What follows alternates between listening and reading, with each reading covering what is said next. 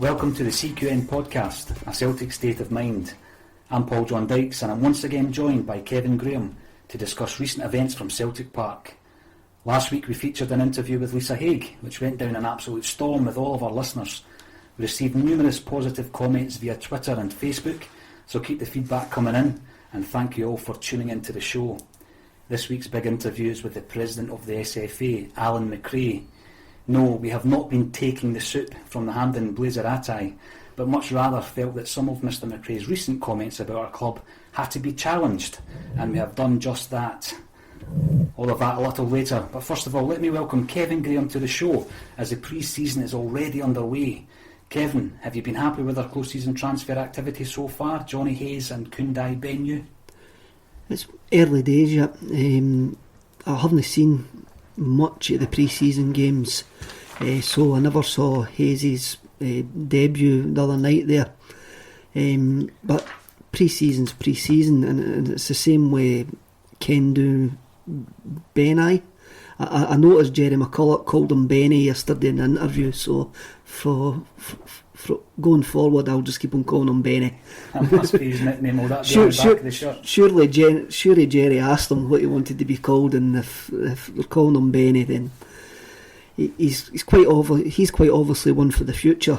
Seemed to have went out his way a bit, lost his way a bit at Ipswich, went on a season loan to Aldershot, done quite well at Aldershot.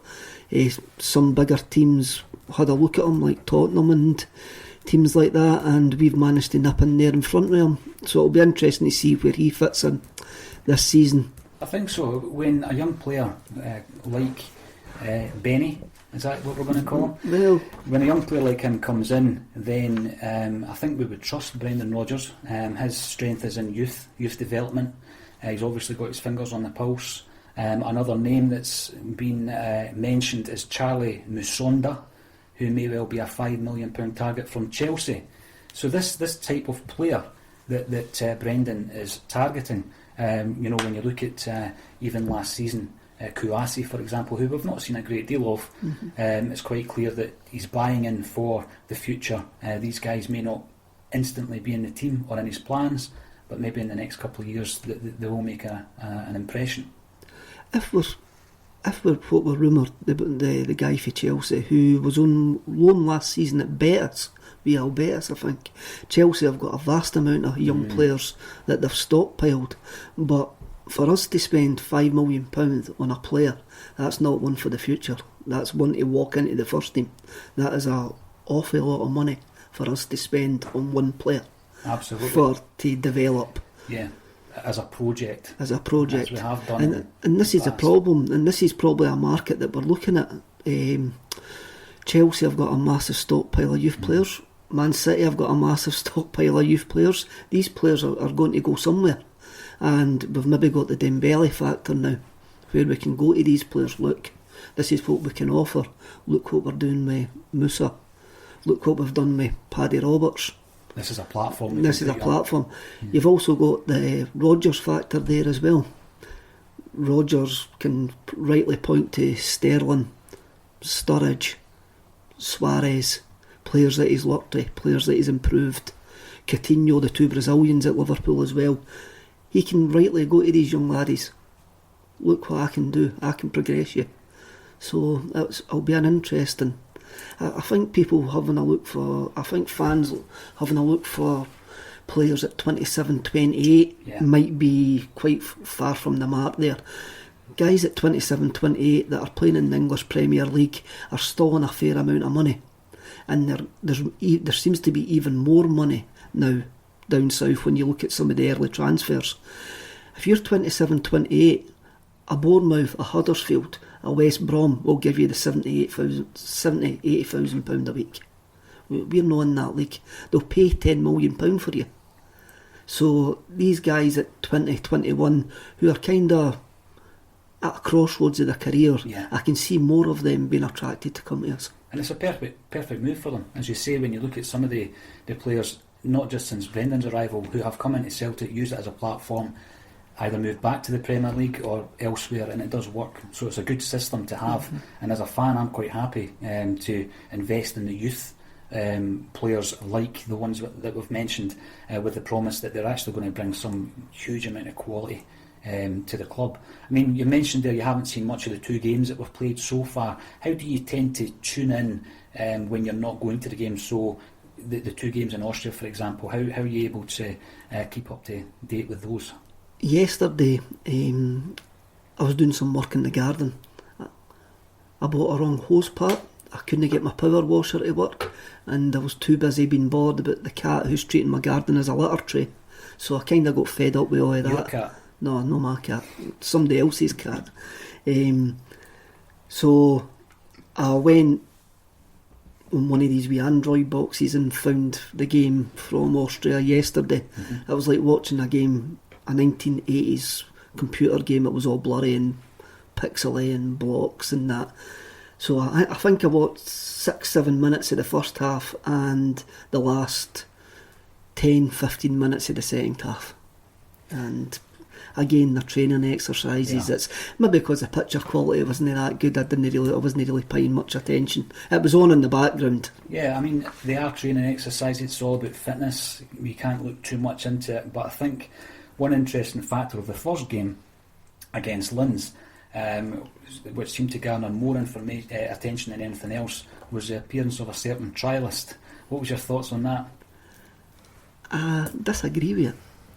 I think if we had injury problems, which was the reason that was given, then we've got enough players in the development squad that could have stepped in.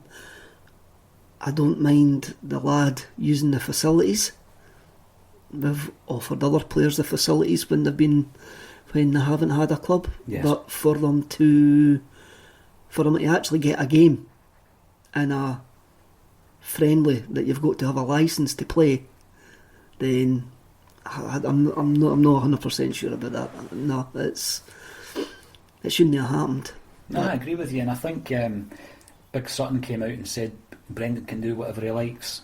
That's fair enough, but if you're a young guy and that one appearance would have made the world of difference to you, then you might be looking over your shoulder thinking, I don't agree with that. I can't remember. The 2 injuries were meant to be Ayer and Kouassi.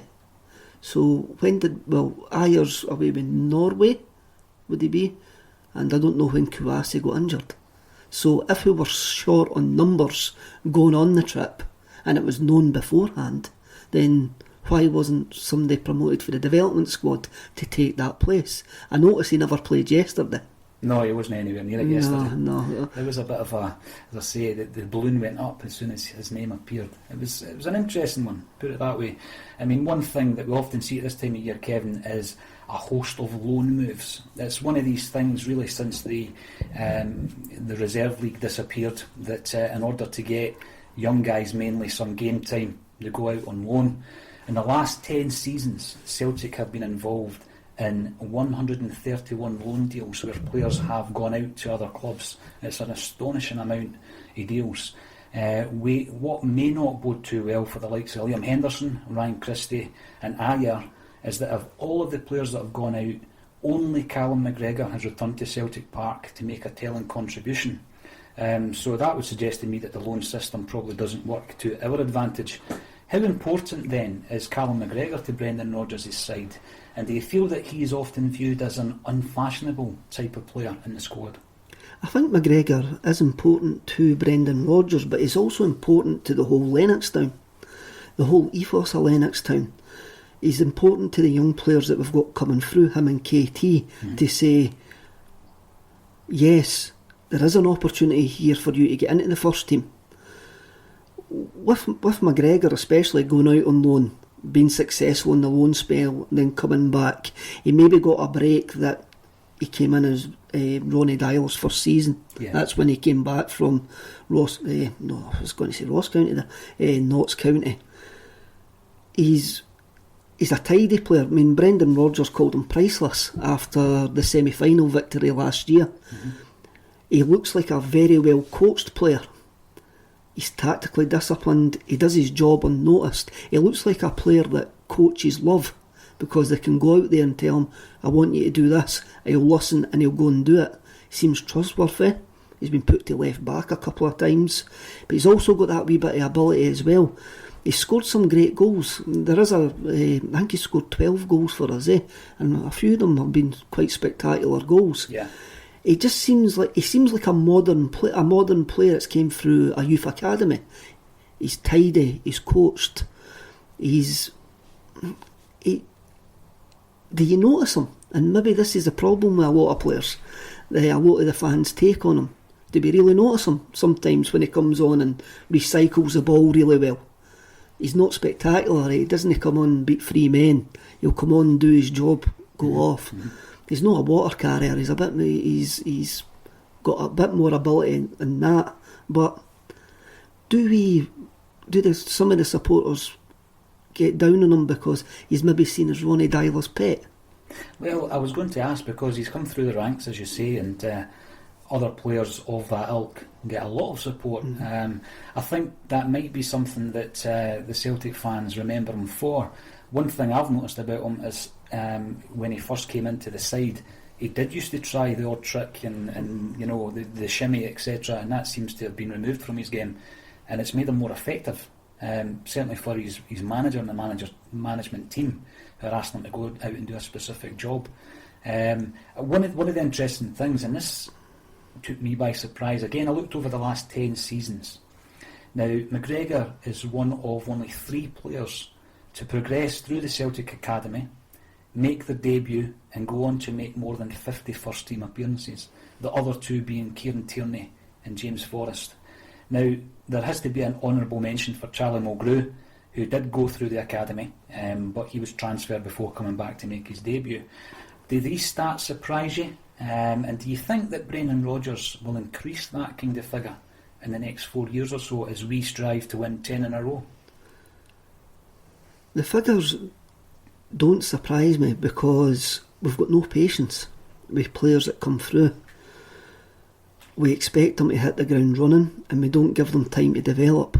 And I think there's a lot of pressure on the managers over the last few years to T1 and to win spectacularly, to win trebles. Stuff, and that I was disappointed. One of my biggest disappointments with Neil Lennon was there wasn't more youngsters bled during his time as manager. Neil Lennon always says, we've got a good crop bubbling underneath. But Celtic can't have them bubbling underneath. They've got to be coming across the top and pushing to go into the first team.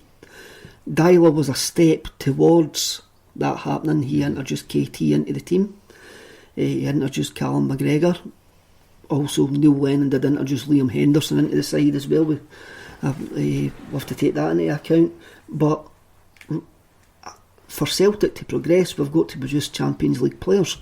We've got to produce guys who can get us through these qualifiers year in, year out, that can make us win the league in Scotland year in, year out. And Brendan's got to have a look at that. Mm-hmm. He's got to start bringing young players through. We've got to start making Lennoxtown pay. And you mentioned Forrest and that, Mulgrew. Is that a good turnover? In 10 years. In 10 years. How long's Chris McCart been there? 10. Will Chris McCart been there 10 years? Now we've got the residential with the tie-up with the high school in Kirkintulloch. Yeah. Would Tierney be the first one to come through that? Potentially, I think you're right. To have gone on and made 50 appearances, yeah. Mm-hmm. I know Aitchison. We forgot about Aitchison as well. I know he's came through on the fringes, played a few games. But for us having this academy residential school, is it really producing the players that should produce? Is there something that we really do need to look at there? Is there something that needs changed? Or is it just when they get to a certain level, the manager, the first team coaches just go, we can't risk putting these laddies in? I think that's a massive part of it. I also believe, over the last few years, Kevin, speaking to players who primarily played in the 60s and 70s, will tell you that there's a huge gap between the youth and the first team. There is a void that used to be filled with a reserve league, and there has been talk for quite a few years to bring that back, or indeed introduce the Colt teams into the league setup to give them a more competitive platform to develop. And I think going way back, and I know I'm not a dinosaur thinking that it's going to be the same now, but to be able to play alongside a seasoned professional, you will learn more, in a competitive match than, any kind of coaching session that you may get. And I think that was very much the attitude of the ex-players that I've spoken to. I think there's an element of that whereby the system, the entire system from youth to first team doesn't work. You've got to maybe have a look at what clubs want from their youth system. Do Celtic just want one or two players to break into the first team, or are they looking for 4 or 5? Have they got 30 players in a youth development programme and they're only looking for one of them to make it, 2 of them to make it? They make it, then we sell them on, and it pays for the next 1 or 2 that comes through. So you've really got a big massive waste there. You've got players who are playing week in, week out, get to a certain age, and Celtic let them go. Yeah. Because they're only looking to develop that 1 or 2 free players to get into the first team. I think there's quite a few youth players actually left over the last few weeks. So there's a massive waste of talent, but of unanswered talent. We don't know if they were ever going to be good enough for Celtic, because the coaches have made that decision before we ever get to see them. I was looking at the contracts that have come to a conclusion and players being freed.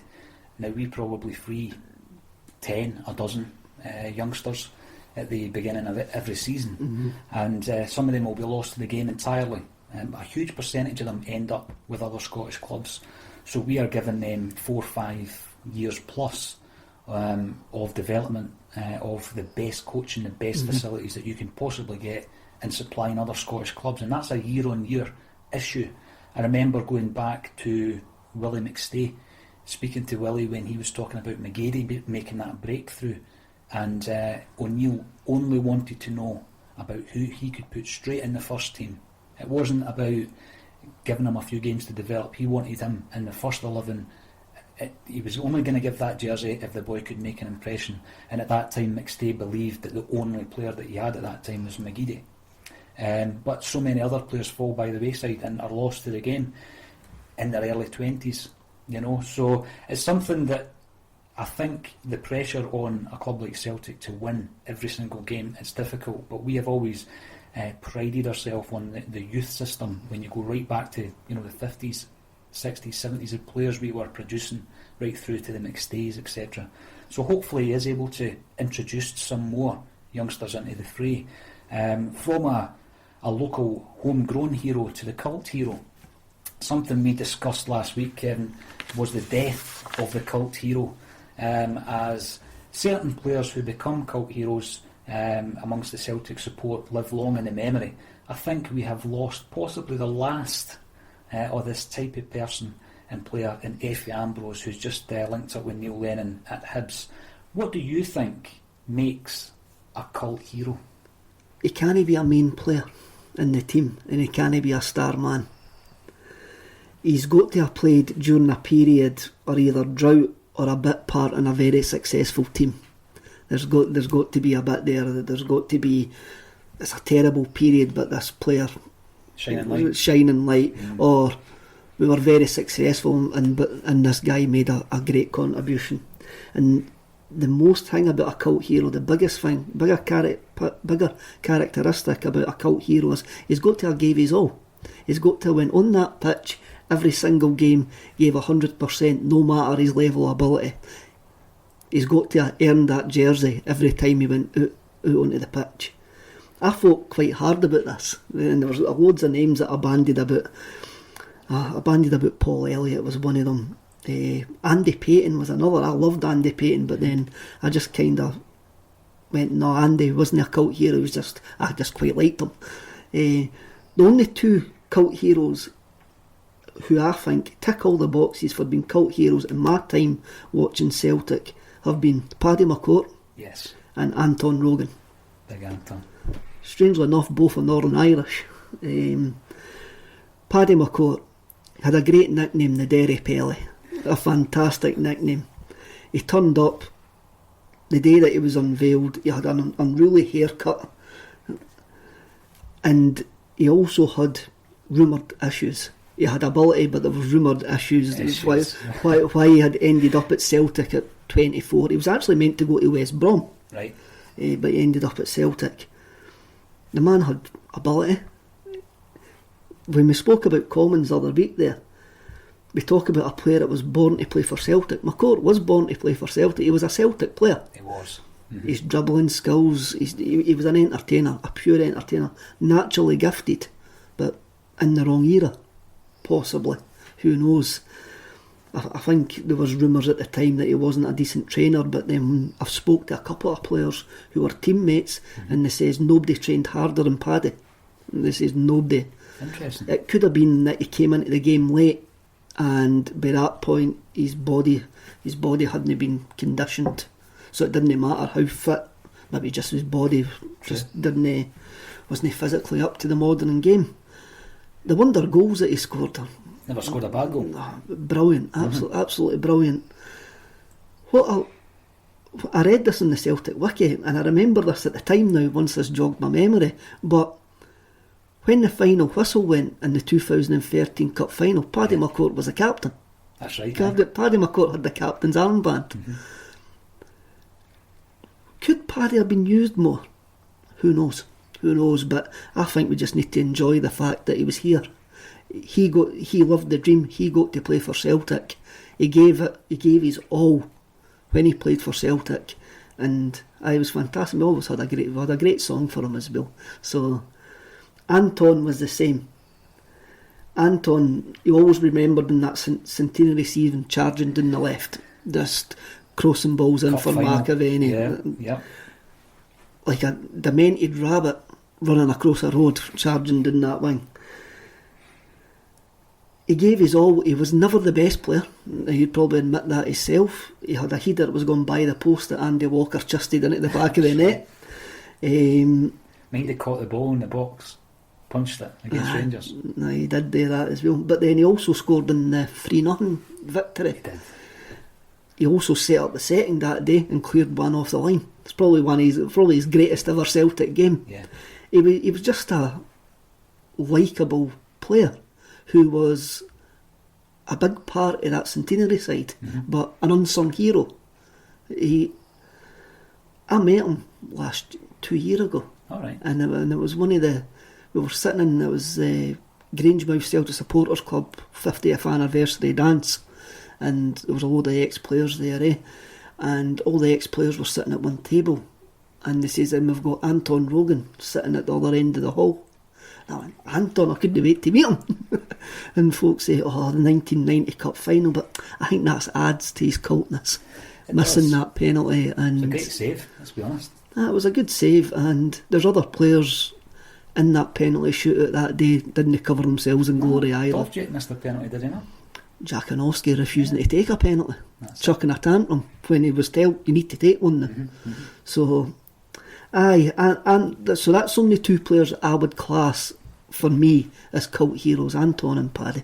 Brilliant, excellent, and I'd agree with you. The other one that was coming into my mind, you mentioned him, was Jakanowski, and I think a lot of that was down to the flashes of brilliance, coupled with the fact that he was a playboy and he was always in Vicky's in Glasgow and all this kind of stuff. So we kind of took to Jackie.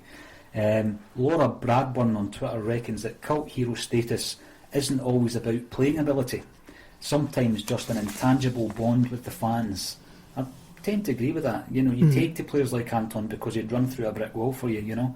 I remember he broke his nose against Dundee United and played on with a strip covered in blood and all this kind of stuff. Some of the other cult heroes that were mentioned on Twitter when we put this out were the aforementioned Paul Elliott. Was he a cult though? He was just a fantastic defender. I think Elliott was too good a football player. Too good. He was too good. Enrico Annoni. There's probably a good shout for Anoni, but then is he only remembered for his performances eventually when he started marking Loudrup out the game? True, that is true. Rogan got a mention. Tommy Johnson? No, doesn't he tick the boxes for me? No. We bought him for about $2.5 million, didn't we? He was a fan's favourite. He was a fan's favourite. And scored a few goals. But I don't know if he's in the cult bracket. Johnny Doyle got a mention. Obviously the tragic events of his passing would probably contribute to the fact that he's remembered. You know, and obviously there was also that time he was sent off against Ayr United for hitting the ref with the ball, which is just bizarre. Samaras. Now, I would certainly say he's split opinion. Is he a cult hero? I think Samaras again was too good a footballer to be a cult. And that's probably flies in the face of what I says about McCourt. McCourt was a good football player, maybe in the wrong time, but Samaras was a modern football player who frustrated more than entertained at times. But you can't take away his season in the Champions League under Neil Lennon when we got to the last 16. Yeah. He was absolutely unplayable in the lone frontman role. He was unplayable in the lone frontman role at Ibrox on a few occasions as well. I wouldn't put him as a cult hero because I think he contributed far too much to Celtic. People maybe call him a cult because he did divide opinion amongst a lot of the supporters. Another name that was mentioned was Peter Grant. I don't know if he's a cult hero because the guy played about 350 games. Again, he contributed far too much to Celtic during a successful period and also a dark period. Again, a cult hero's got to connect with the fans, and Peter done that. He was one of us, basically wearing the jersey. And that goes the same with Paddy and Anton as well. They were one of us wearing the jersey.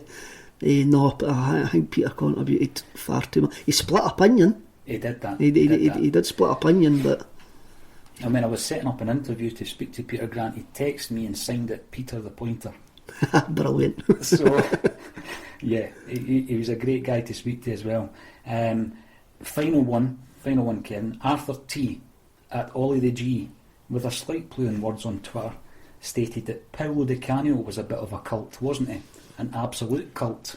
Di Canio was a fantastic football player, but somewhat misguided.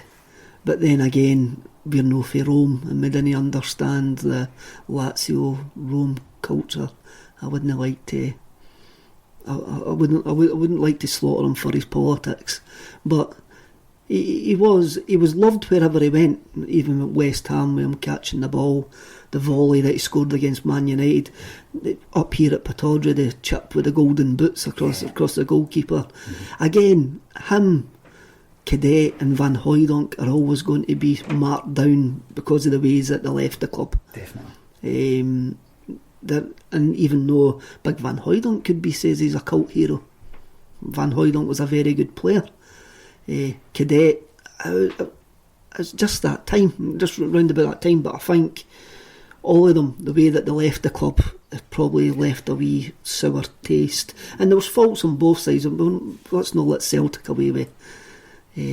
Let's not let Celtic not take any of the blame here. They were to blame for a lot of the scenario, but the players were also to blame. Yeah, I mean, and obviously they worked their ticket at that time, and I think the fondness, for me, certainly having watched the guys virtually every week, was taken away a wee bit. It was soured a bit, by the way that they left the club. Well, we mentioned an Italian. What about Massimo Donati? I loved Donati, I did. I thought, he was a class player. Hamilton have never took him off yet against us for us to give him a round of applause. He has got a Celtic tattoo. I heard that. Aye. And Chris Commons has a Derby County one on his chest. Now, cult players often divide opinion, as we say, and with that in mind, we may also have had something of a cult manager in the Norwegian Ronny Deila. I'm going to read a quote here. I was very sceptical about the appointment and wondered if Ronny knew what he was doing. The board had faith in him, but many people were shaking their heads. Now, these are not the words of a discerning Celtic fan following the surprise appointment of promising Norwegian coach Ronny Deila in August 2014, but the concerned musings of fellow countryman John Michael Glass when looking back on Deila's appointment as head coach of Strom's Godset some years before. Glass is one of the heads of the Godset Union, the vibrant fan group who were founded in the late 90s. With nearly 2,000 members, the Union are among the strongest terrace tribes in Norwegian football, and their repertoire of chants now includes some from Glasgow's Green Brigade. What was your thoughts on the recent interview that Ronny did with the Norwegian podcast Football Clubbing? It's interesting that you read that quote, because when you actually read the interview, the transcribed interview, the reaction of his Norwegian club's general manager is virtually the same. Is that Flo? Aye, Flo. Yeah. I couldn't remember his name there. Flo. He basically was shocked, as if to go, do you know what you're letting yourself in for? Ronnie's got every right to do an interview about being the manager of Celtic. What really got me was the reaction to it. It caused... He was called a dud, a charlatan, a fraud. His legacy at Celtic was slaughtered. What he achieved at Celtic was slaughtered. There was also guys who are in the nose saying his version of events is skewed, that he's looking at through rose-tinted spectacles. He's taking it's his view. Problem with that is it's the only version that's out there. Yeah. It's the only version that's came out. It says, this is how I was appointed. Ronny said a lot of things. He talked the talk, but he didn't really walk the walk. There was no progress in his second season. The attendances were dropping. We were terrible in Europe. We had that awful semi-final defeat. That wasn't a defeat, the awful semi-final draw against Rangers. But he still has to give his version of events. And his version of events at that time paints the board and the club in a very bad light. There seemed to be a complete shambles of the whole appointment. There seemed to be, a lack of respect to the Norwegian club and also to Ronny himself. They kidnapped him from Norway when the club wouldn't agree a fee. When Ronny was going for his interview with Dermot Desmond, allegedly he was left standing outside his doorstep when Dermot came back in the rain while Dermot came back for lunch. That kind of stopped one of the myths. One of the myths was that Dermot wasn't involved in his appointment. Well, it was quite clearly he was involved in his appointment, and he gave the go-ahead for what was going to happen. We seem to have a complete wrong attitude. We're the big club, we'll step across this wee club from Norway, we'll just take you, and you'll need to agree with us. There seemed to have been a whole lot of what do you mean Roy Keane's not going to take the job now? What do you mean so-and-so's not going to take the job? Well, we need to offer it to this guy. Yeah. And having met Ronny, it's very easy to see why he got the job, because he could, as I said, he could talk the game. And let's not forget, his first season, apart from a honest mistake, he probably would have won a treble in his first season. The second half of the season, we played some great football, and we ended that season looking forward to the Champions League qualifiers the next years. He also admitted he was wrong. He also fell on his own sword, and that comes out in the interview as well. He also said, he did say, I knew it wasn't working. I knew we weren't progressing. So for the good of the team, I'll step back. Maybe that's his take on it. Maybe there was other pressures. We don't know. But as I says, his is the only version that's out there. I found it really interesting to get that sort of inside knowledge of what happened, how he managed to get the job. Celtic phoned him on holiday. Can you come for an interview in London tomorrow? Is that the way we do business? Is that how we conduct stuff. Is that how we go about doing our business? Just didn't seem right. No. And maybe that was a bit of a malaise at the club. Who knows? But with Ronny himself, you look at what he tried to implement and it failed. It did fail. But there's an argument that Brendan's benefited for it. He's benefited for the change of... He's benefited for the change of culture that Ronny tried to implement in the club. Ultimately failed to implement it, but that mindset had already been put to the players. 95% of the players that won an invincible treble last season were at the club when Deila was there. Yeah. Two ways you can look at it. He set the foundations, or they just weren't playing for him. Mm-hmm. That's always going to be open to debate. The other thing I think possibly goes against Ronny was he was cheap. And I think he admits that in the interview. Mm-hmm. The interviewer asked him, and he says, well, I was cheaper than other managers that were kicking about at that point. Really interesting. I'm sure he's got a lot more stories to tell, and I hope to hear them. I really do. And I really hope he does well at Valanga. Good luck to him. Is he a cult manager? Can you be a cult manager? Is Frank Connor a cult manager for winning that game at Ibrox? Unbeaten, yeah. Joe Jordan. Yeah. I asked Connor about that actually. He says, "Oh, don't be stupid." He said I was a manager in name, but there was a few of them obviously doing the groundwork there. Now, a few weeks ago, I perhaps shouldn't have been too surprised to read some inflammatory quotes from the SFA President Alan McCrae, following his clear refusal to applaud the national team captain as Scott Brown held aloft the Scottish Cup. McRae went on to say of Celtic's historic invincible treble that hopefully it won't happen again, otherwise it will get very boring and dreary. If that wasn't enough, McRae went on to upset another vast section of the Scottish football support by exclaiming that the game definitely needs a good strong Rangers, and all of this from a powerful and surely impartial member of the SFA's board.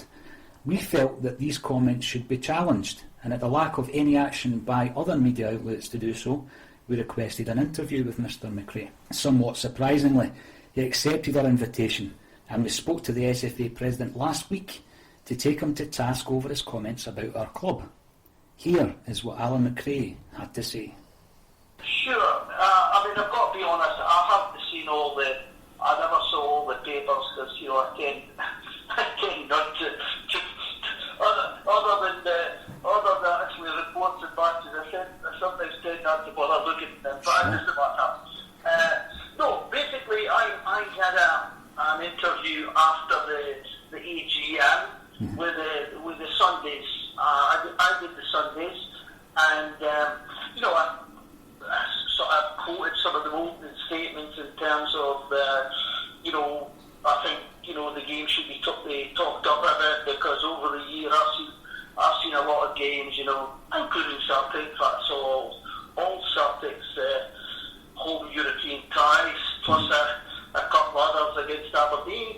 Yes. Both at Parkhead and Pittodrie, and as I say, I made a point to probably see an average 90, 100 games, at least 80 a season, at all different levels, and I've seen a lot of good football being played both here and in Europe. Yeah. Because as well as I do some delegate work, UEFA delegate work, Champions League, Europa League.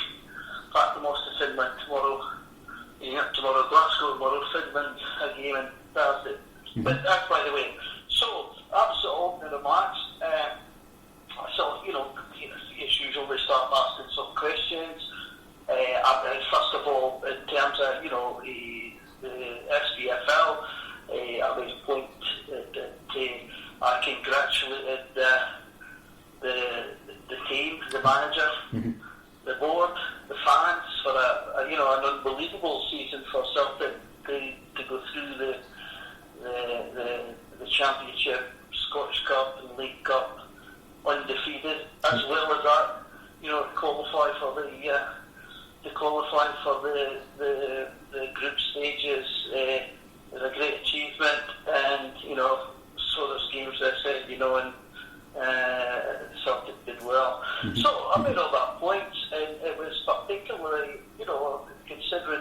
the Lisbon Lions, the 50 years, it was very appropriate that they achieved that in the same years, 50 years later. Yes. I would go from there to say that, but the reality is, they won the league by over 30 points.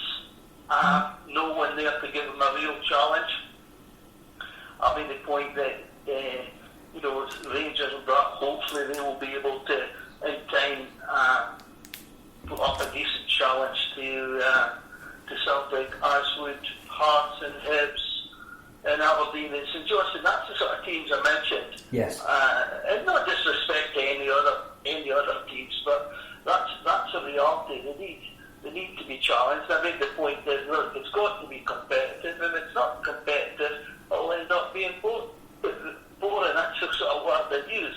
Mm-hmm. Rightly or wrongly, that's the word they use. Yes. And that was the sort of essence, the essence of it. So I said what I thought. It was right, because look, I've been involved in football. I've been involved in one club. I know what like it is. I mean, when you're involved in a club, you want to go and win everything, and that's season in, season out. But when you get a wee bit more streetwise, mature, I think if and that's the way at all levels. This is the way I see it. Remember that if your club wins, if you can win silverware every season, at least one trophy, mm-hmm. I mean, you're doing well. I know for Celtic stand-up, it's probably, they want to win everything, but you're not going to win everything every season. And that's the way it should be, otherwise it would be so uncompetitive, I think, yes, what happens and what previously would have happened before the advent of social media, really, Alan, is that these comments are reported, you read about them on the Sunday or the Monday, and they're filed away. But when the comment was made regarding the fact that it would be boring, this kind of exploded on social media. And Celtic... Let you understand, I don't do social media. Well, the thing with that is, these comments are then, before you know it, they're being viewed by hundreds of thousands of people, and then there may be this attitude that it's a slight on the achievements of Brendan Rodgers, and you've cleared that up because anything but. Yeah, because you have said that it's a fantastic achievement. I think the biggest issue is it was such an achievement. Celtic supporters would be very surprised if it was to happen again next season, and we totally realise that, and we'd relish any kind of challenge. However, the fact with regards to the direct quote was that hopefully it won't happen again.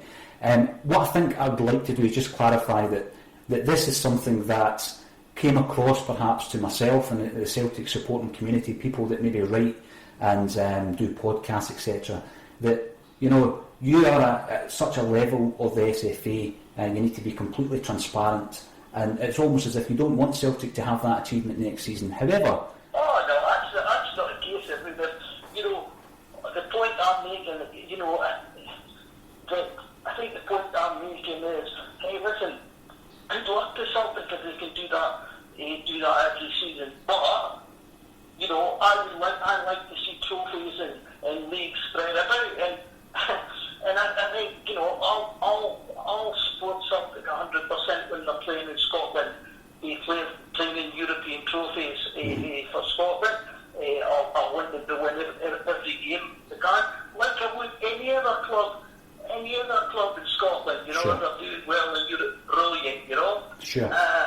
I think the challenge you mentioned, Alan, even from a Celtic supporter's perspective, it is welcomed. I think it's a great result that Derek McInnes is staying on at Aberdeen, because I believe that there's a huge amount of momentum there and potential for that club to increase. That kind of, the achievements they've already had. They've already been in silverware over the last 5 years, as have the teams like Inverness, Cally Thistle, Ross County, etc.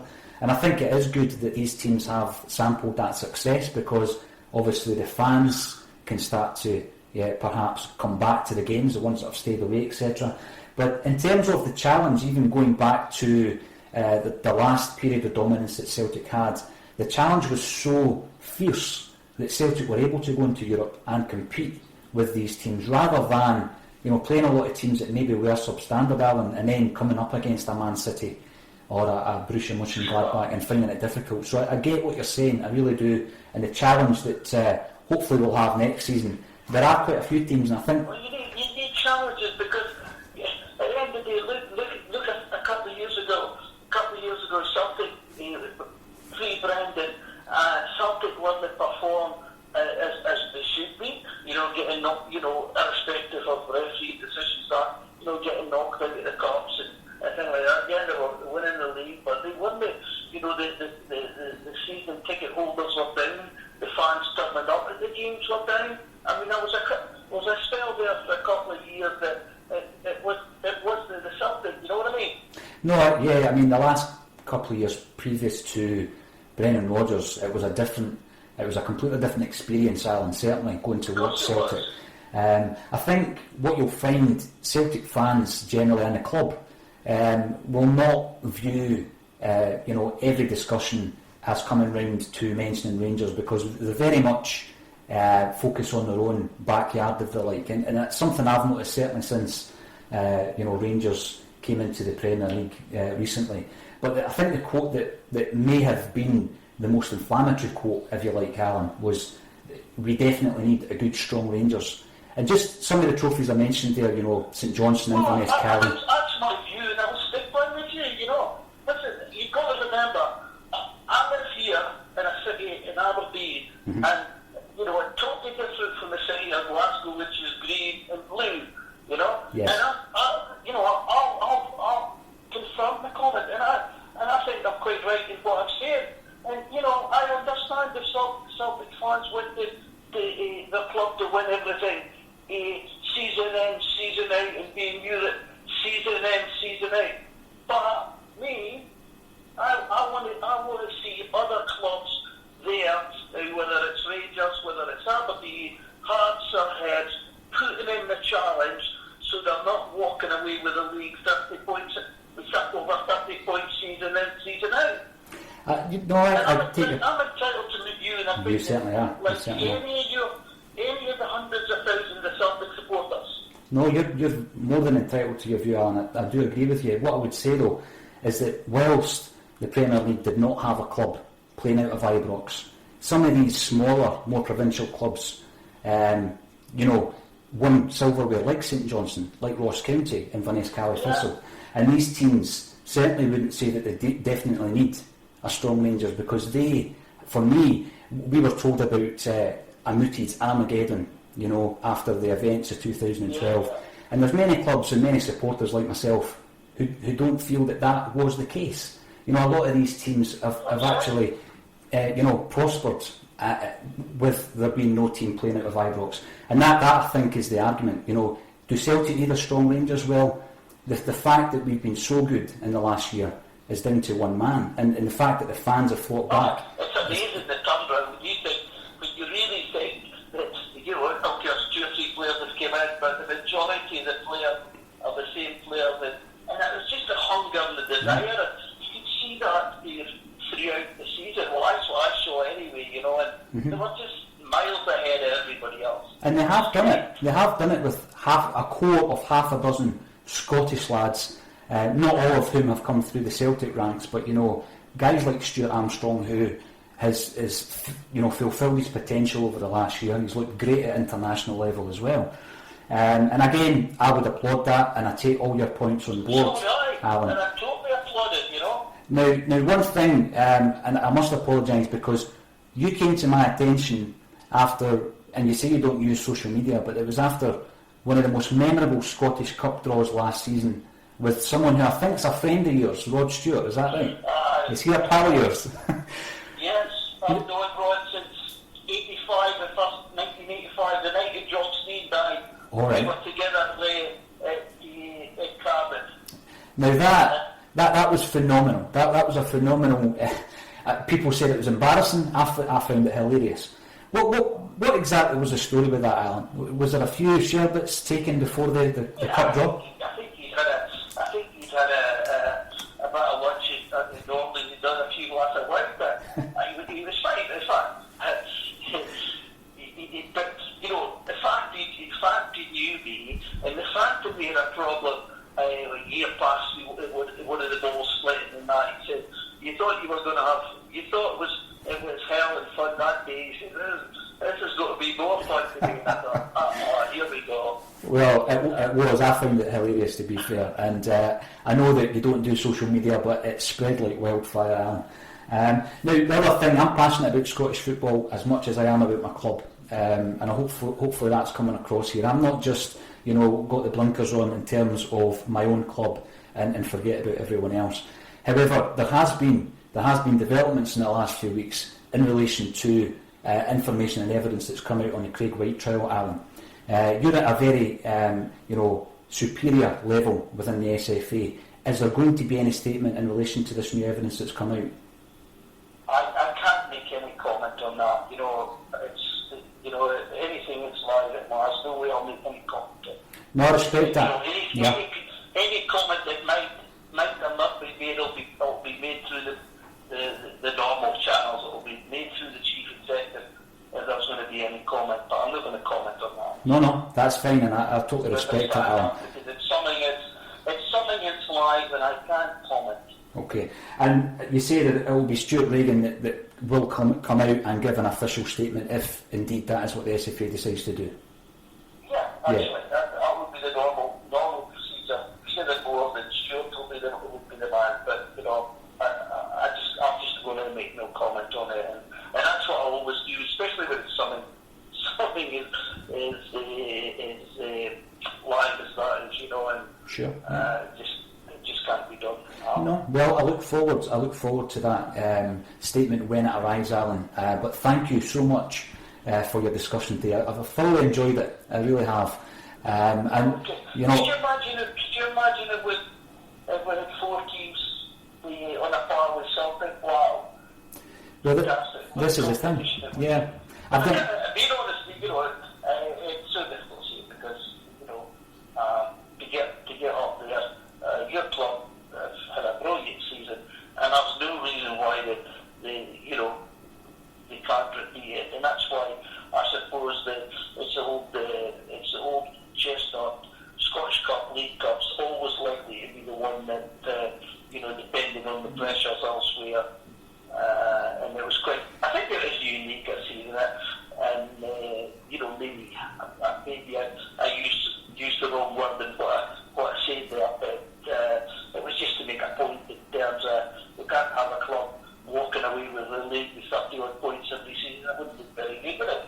Well, with regards to the point you made there, I think again you've already congratulated Brendan Rodgers, but what a fantastic advert it's been that Scottish football has Brendan Rodgers, at the helm there. I think that's really stamped a statement of intent from Celtic, but it's also put Scottish football back on the map, having such a high-profile gaffer in charge of one of the top clubs, if not obviously the top club. Especially when he's done so well, and he's immaculate when he comes in front of the cameras as well, and I've got to watch because I've been a few games, and if you can imagine, any door is open for me. I want to go to games, and I've been fortunate because I've had meetings on. I've been in Glasgow, I've managed to do that. I've go to games, and I still got. When you guys are all up in your feet, I've got to just sit there and clap within the self sort of thing. I can't be seen jumping up and down when somebody score. Sure. So try to be impartial rather than showing support for one side or the other. Listen, I had one team with the Highland League called Rangers. Even when I go watch Highland League games and they're playing, I just got to watch what you're doing. Yeah. It was the same. It was the same in the other Saturday there when we were up 2-1. I was the only one in the box at the other side of the fence that was not on my feet because you just got to see you're sitting next to you're at the opposite number, and you've just got to show a bit of respect. And I was desperate to get up and I bet. win the game. If we'd won the game, I would have done that. But unfortunately, lose that last minute goal was a blow. No, it was, and I think what it did give us was some kind of insight into how the players can actually perform against such an athletic England side, you know. And long may that continue, Alan, because we're really missing the finals. We really are missing the Scottish football fans. We're missing the big tournaments. We need to be back up there. Would you think of that Celtic team in '67? You know, first time in Europe to go right through and win that trophy, and you know, it's the last time we won that European Cup Champions League. There you go. You can always you just got to sort of dream and think it will happen eventually. Well, here's hoping, Alan. But again, thank you so much for your time today. I've thoroughly enjoyed that, and hopefully we can speak again at some point in the future.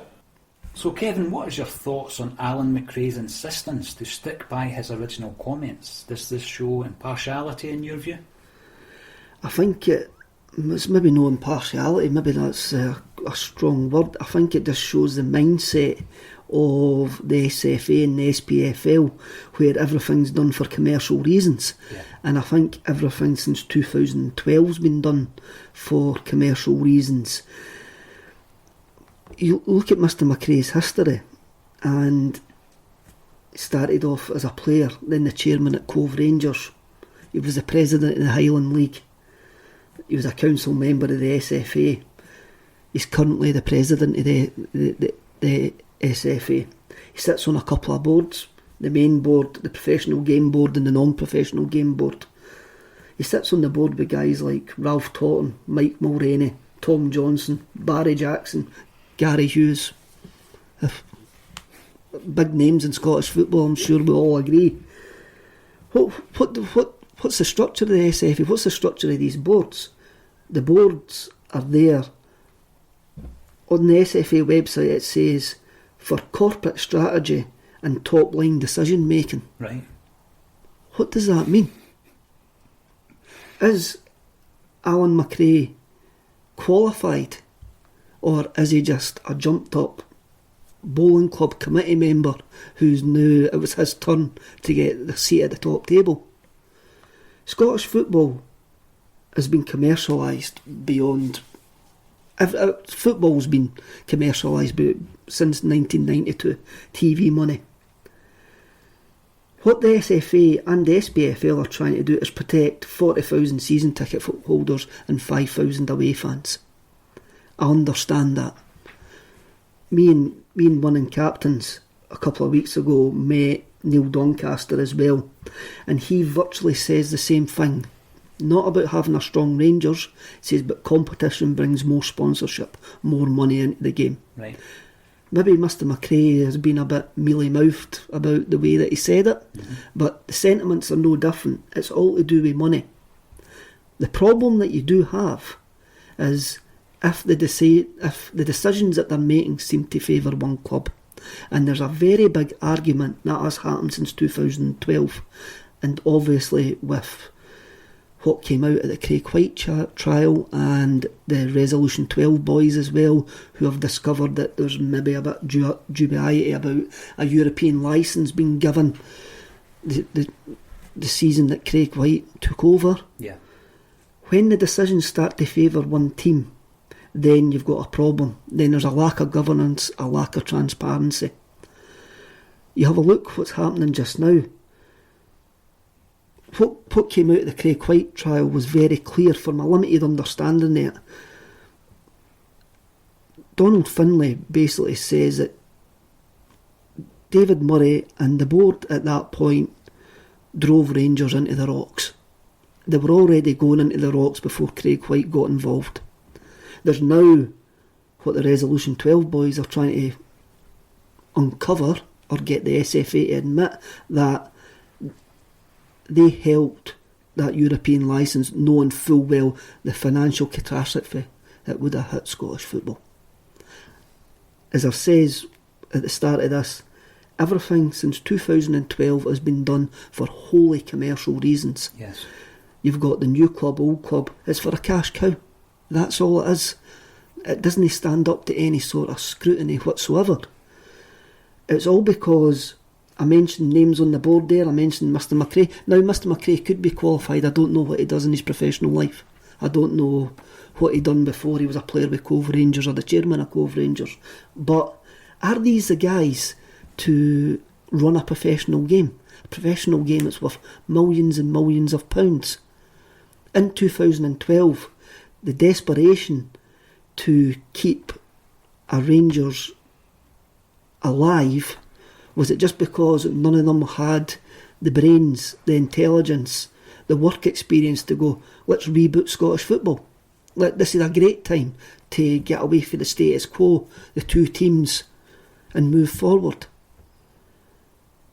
On Wednesday we've got the EBT appeal. Yeah. Again, this could open another can of worms.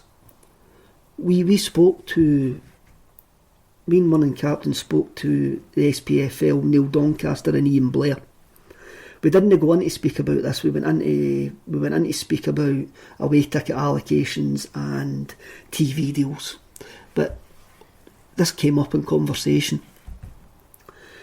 And as far as the SPFL are concerned, that no matter the result of the EBT appeal, there will be no further action against Rangers or the previous incarnation of Rangers. Yeah. As far as they're concerned, the Lord Nimmo Smith inquiry was it. Stands. Rangers were found guilty of misregistering players, and that's it. That was all the terms of that inquiry.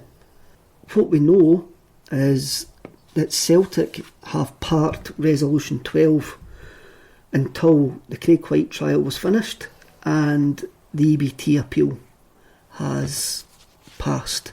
So from Wednesday onwards it will be interesting to see if Celtic will then comment and take this forward depending on the result of the EBT. So that was a decision that was made maybe 7 months ago. They will wait until the end of these trials and these inquiries and the appeals, etc. From what I've been told, it was parked in December. Mm-hmm. But again, it's all commercial decisions. Everything, even our club would probably make a commercial decision. And I think maybe what's been holding back the Resolution 12 stuff has been the commercial aspect. Mm-hmm. Will the club comment if it's a new club, old club, same club, an old golf club? Who knows? But they can sell tickets at £49. They can sell out their stadium. Yeah. They can sell DVDs of a demolition derby. I think it kind of answers itself, eh? No, I think you're right. One thing that I did attempt was to get some kind of clarity over whether or not there was going to be a statement by the SFA in relation to the new evidence that arose from the Craig White trial. I think Mr McRae was quite non-committal in his answers. Do you think that the SFA will hide behind their wall of silence, or will a statement be made? Well, you look at the statement that was made by Stuart Regan when Craig White was found not guilty. He says, I'll charge you with bringing the game into disrepute. Well, the man's barred for getting involved in Scottish football ever again, so why are you charging a guy who's now just been found not guilty for bringing the game into disrepute? Who brought the game into disrepute? Maybe that's a question that he should be asking himself. And the evidence that came out in the Craig White trial kind of pointed in a certain direction who was bringing the game into disrepute at that point. Yeah, absolutely, without a shadow of a doubt. Now, whilst Alan McCrae may wish for an exchange of power within Scottish football, I'm sure I speak for a lot of our listeners when I say that I look forward to the same levels of success this season as we enjoyed in the last campaign. I don't think many of us are feeling bored of what Brendan Rodgers is serving up at Celtic Park, and this brings me to the first song of the show. Here, in response to Mr McRae's Celtic comments, and from one spaceman to another, is spiritualised with Do It All Over Again.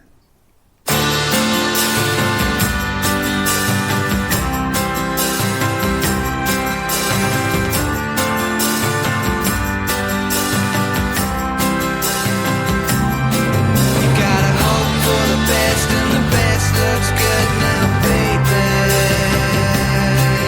I don't think a few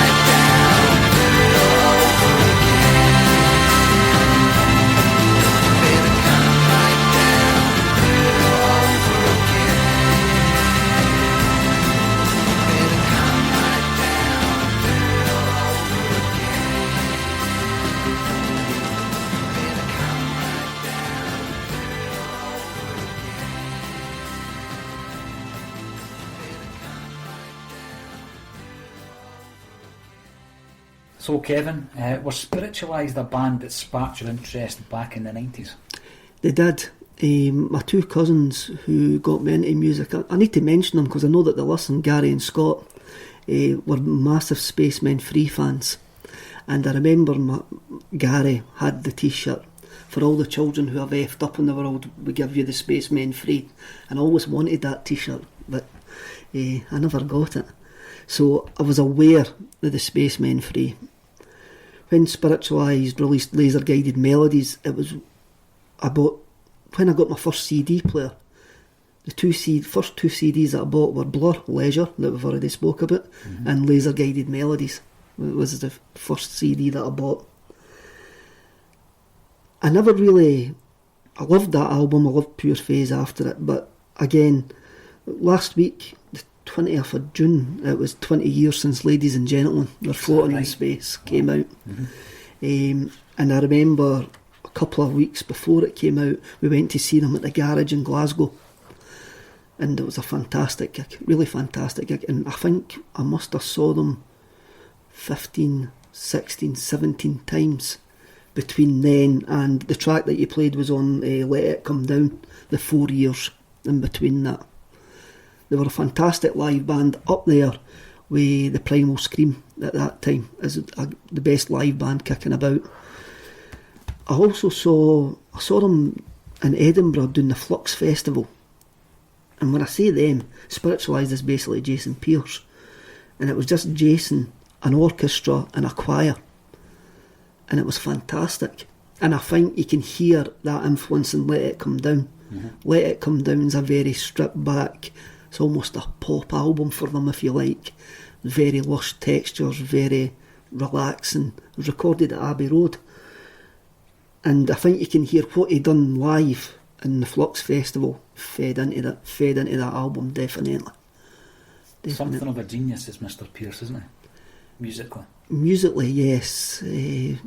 Like most geniuses, he's got his flaws. Yeah. And very much a perfectionist as well. I last saw him 2 years ago at the Liverpool Psych Fest. He'd done a set, and at that point it was rumoured that a new album was coming, but we're still 2 years down the line and there's still no album forthcoming. And he's just announced a couple of dates in Australia where he's touring Ladies and Gentlemen. Right. That's his cash cow. Yeah. That's his cash cow, I think. So we might get a new Spiritualised album before this SFA statement. Now, I do remember years ago I attended a very small, intimate gig by his former bandmate Sonic Boom, and it was in the secret bunker in Fife. So secret that it's signposted on the main road. But it was a very, very memorable gig. Everybody sat down on the floor with their legs crossed and watched this noise, which was, as I say, one of the best gigs I've been to probably. Now, music is synonymous with supporting Celtic, Kevin, as you know. That's why we talk about it so much. And many of our greatest terrace chants have been shared with Liverpool FC. Now, I've recently finished reading The Truth by Phil Scraton, which is a must-read for anyone interested in social justice. It brought tears of anger, distress and eventually joy to my eyes. Last week, 6 people were charged with criminal offences over the 96 deaths in the Hillsborough disaster and the alleged police cover-up that followed. Kevin, what are your thoughts on these developments and the special bond that we have with Liverpool? It's been that long since Hillsborough, almost 30 years now, and the fact that these families are still seeking justice is frightening. It's really scary in this modern time. The criminal charges is just going to bring an awful lot of it back for them, but having heard the families speak about it, it's something that they want, something that they need to give definite closure. For me, the cover-up deserves to be criminalised. The people who covered up, got the police to change their statements, deserves to be criminalised. I don't think I know enough about Duckenfield's decisions that day to comment whether he should be charged, whether it was just whether he should be charged for his alleged decisions at that point, and also But again, it's all allegations that all come out in court. But just for the families, I hope the families get peace eventually, get closure. I remember the Hillsborough game quite clearly. I remember buying tickets in B&Q in Stirling. I skipped school in the morning and went and got the tickets. I remember what I remember about the game is I took an inflatable crocodile, which was to the Celtic Liverpool game, which was the fad at the times. Inflatables going to the football for us of a certain vintage was a thing. And I remember my dad saying to me, "Didn't take it. It's no that type of game." And I went, "No, I'm taking it." And we were standing in the queue in Janefield Street waiting to get in, and there was Liverpool fans behind us, and they loved it.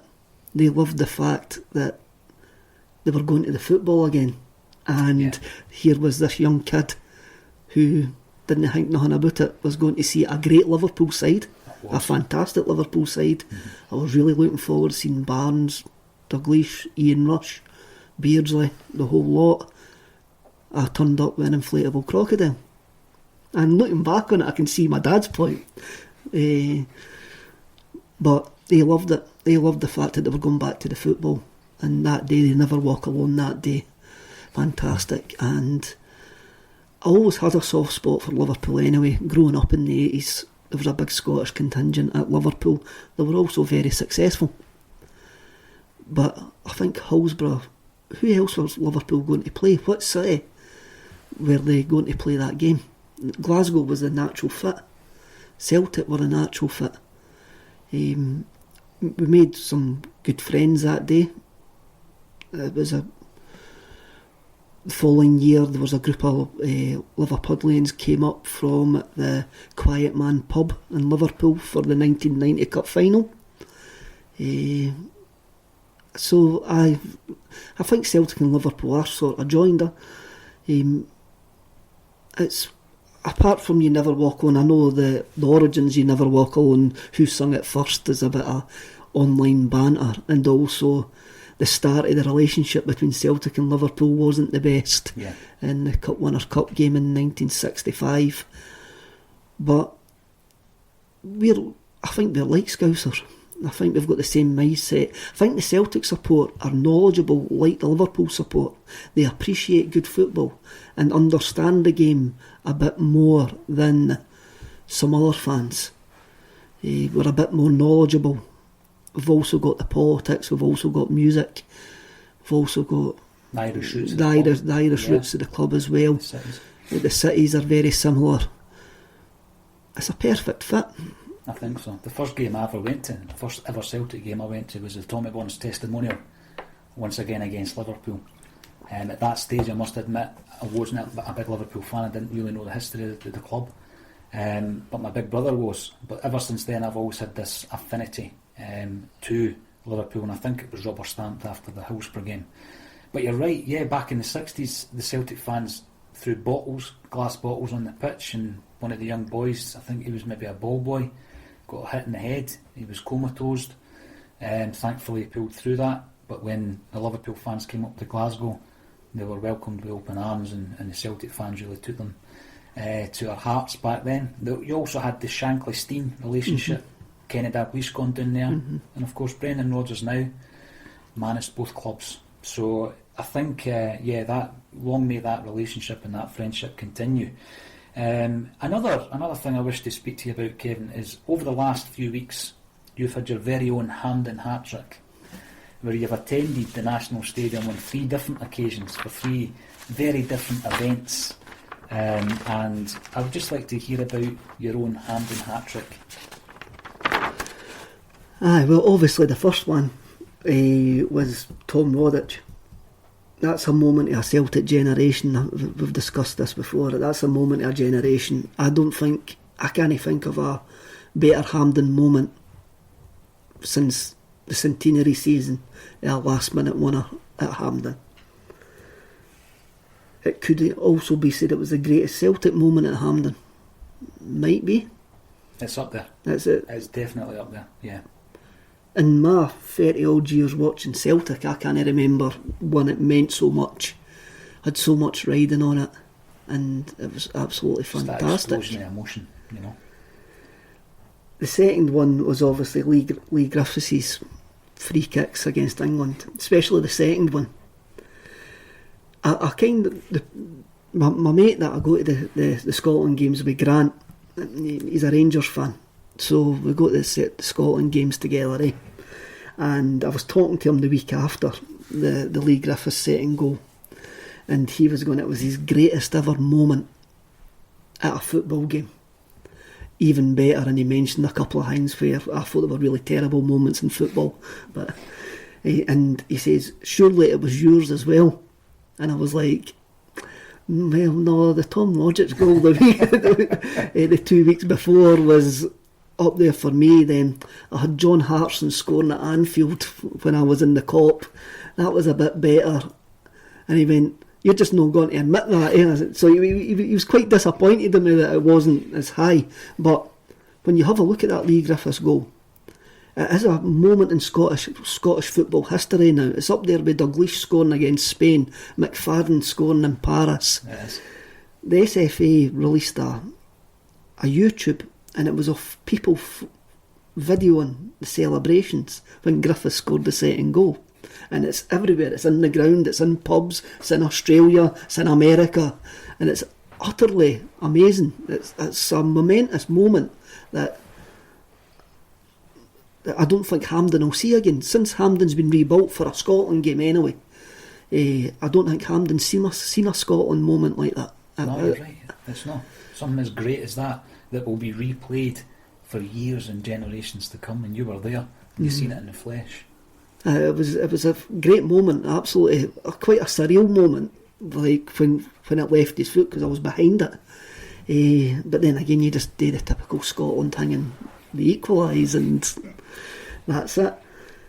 The third one was last week, the Stone Roses gig at Hampden.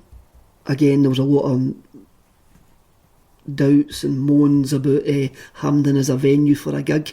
Those that have been there to watch football in it ken Hampden's no fit for purpose, so why it was going to be any different for a gig how people would think it was going to be any different for a gig is beyond me. It turns out it's possibly the last ever Stone Roses gig. Yeah.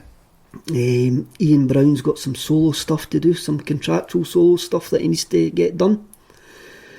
It looks like, with the rumours anyway, it looks like the drummer wasn't interested in recording. That's a shame. It's a big shame. I thought we were going to get a third album. There's a few rumours. I mean, we can only deal with rumours, and I'm sure Ian Brown's interviews will be interesting for his solo stuff when it comes out, if he does bring it up.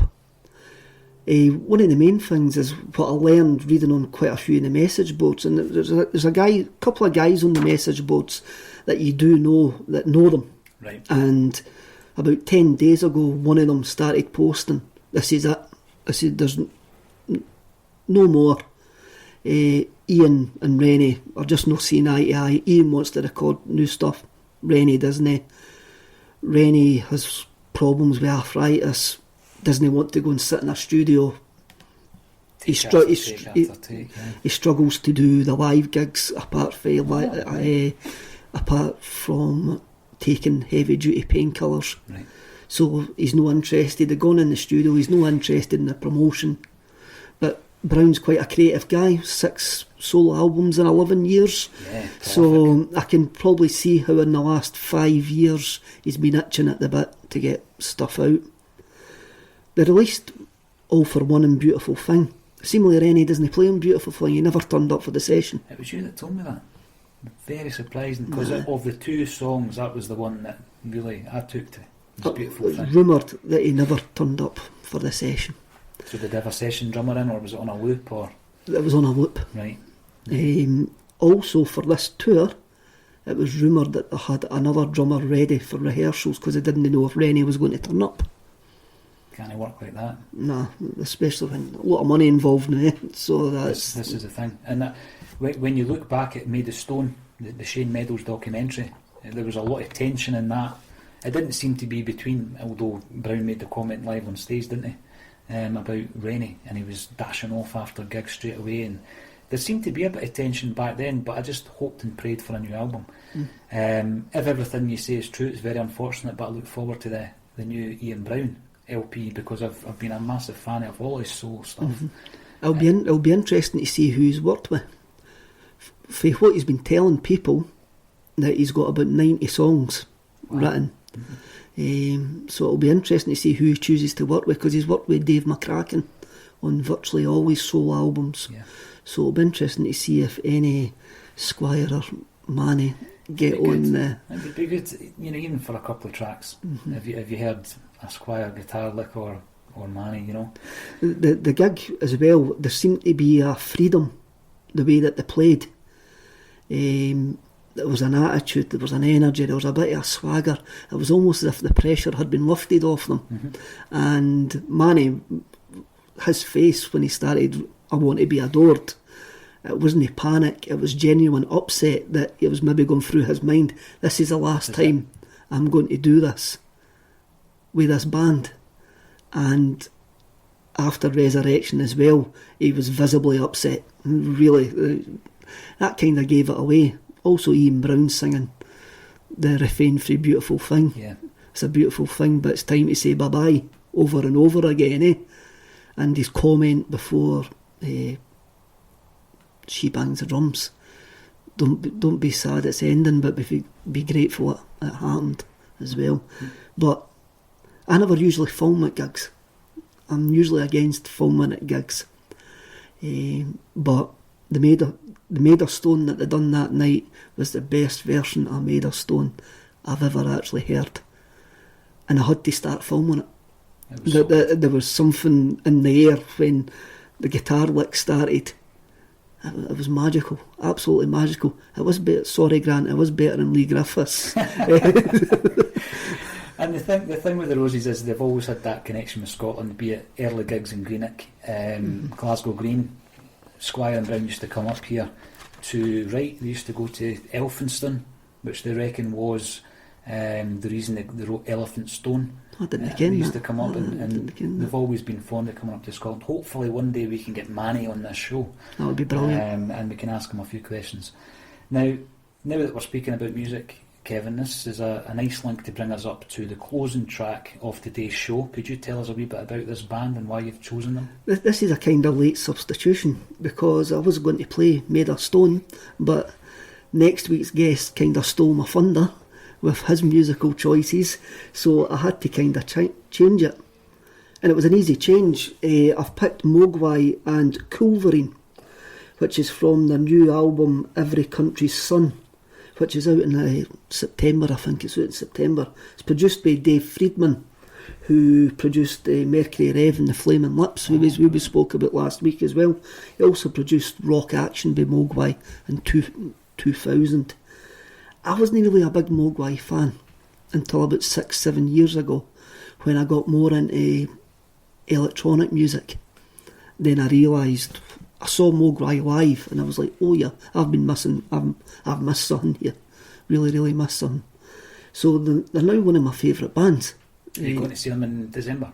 At the Hydro. I haven't got a ticket yet. I probably will. Ryder supporting them as well, which makes it a good gig, a good night.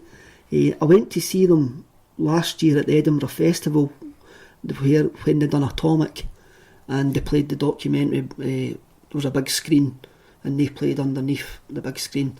That was quite powerful, really. It was a piece of performance art. It wasn't a live gig. Right. They are one of the best ever gigs I saw at the Barrowlands was Mogwai on their 20th anniversary tour.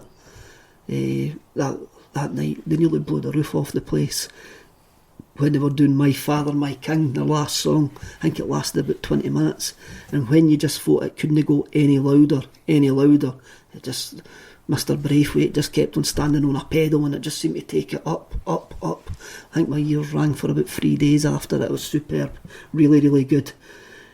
So, this is a new song,